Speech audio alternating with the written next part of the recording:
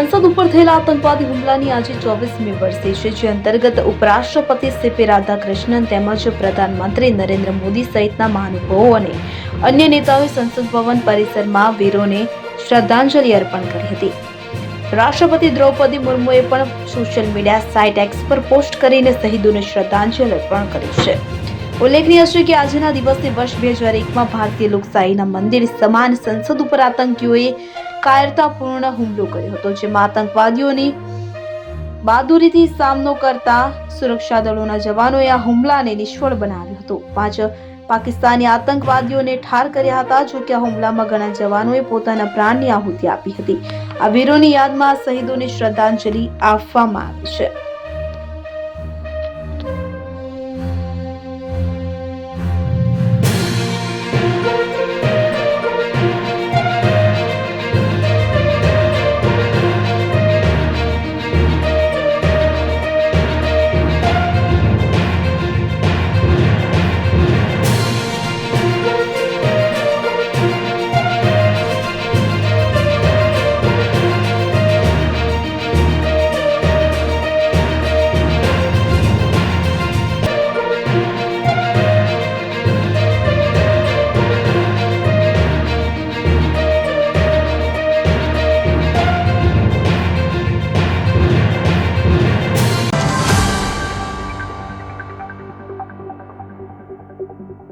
આવા રસપ્રદ સમાચાર જોવા માટે અમારી YouTube ચેનલને શેર, લાઇક અને સબસ્ક્રાઇબ કરો.